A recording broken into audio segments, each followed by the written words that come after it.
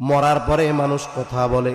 নবীজি বলেন, মানুষ যদি ওই মৃত ব্যক্তির কথা শুনতে পারত তাহলে ভয়ে দাফন কাফন বাদ দিয়া দিত। এখন মরা মানুষ কথা বলে। যারা দুনিয়ায় সময় নষ্ট করেছে, সম্পদ ছিল দান সাদাকা করে নাই, সময় ছিল নেক আমল করে নাই, ওই মানুষগুলো মরার পরে আল্লাহর কাছে ফরিয়াদ করে। দুনিয়ার মানুষ শুনতে পারে না।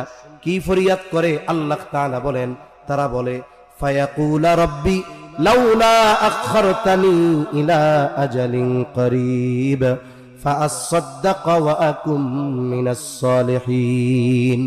যেই মানুষগুলো সময়টাকে গুনার কাজে, অহেতুক কাজে, খেলাধুলায়, মোবাইলে, ফেসবুকে নষ্ট করেছে, নেক আমল করে নাই, কোরআন পড়ে নাই, নামাজ পড়ে নাই, সম্পদ ছিল দান সাদাকা করে নাই, ওই লোকগুলো বলবে, ও রব, যদি একটু সময়ের জন্য অবকাশ দেওয়া হইতো দুনিয়ায় যাওয়ার, ও আল্লাহ, আমাকে আপনি যে সম্পদ দিয়েছিলেন তা থেকে আমি একটু সাদকা করতাম। শুধু তাই না, ওই সময়গুলাতে এত বেশি নেক আমল করতাম। ওয়া আকুম মিনাস সালিহিন, একটু যদি দুনিয়ায় যাইতে দিতেন, আমি সৎকর্ম করে সৎকর্মশীলদের অন্তর্ভুক্ত হয়ে যাইতাম।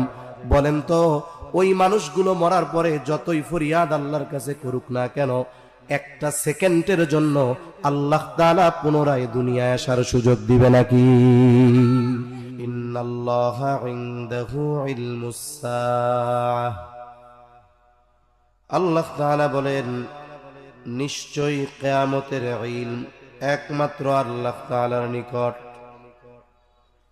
তার মানে কিয়ামত কখন সংগঠিত হবে এই সুনির্দিষ্ট সময়ের জ্ঞান দুনিয়ার কোন সৃষ্টির কাছে নাই, দুনিয়ার কোন মানুষের কাছে নাই।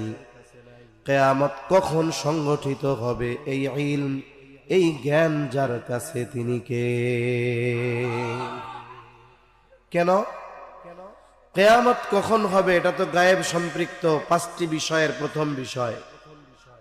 আল্লাহ হলেন আলিমুল গায়েব। আল্লাহ কে? আল্লাহই আলিমুল গায়েব। দুনিয়াতে আর কেউ আলিমুল গায়েব নাই।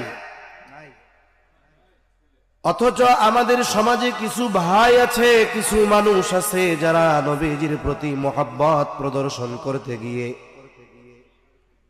এই মানুষগুলো নবীজিকে আল্লাহর সমকক্ষ হিসাবে দাঁড় করায় দেয়। কিছু ভাই, তাদের দাবি এমন, আল্লাহ যেমন আলিমুল গায়েব, আমার আপনার নবীও আলিমুল গায়েব, তারা বলে।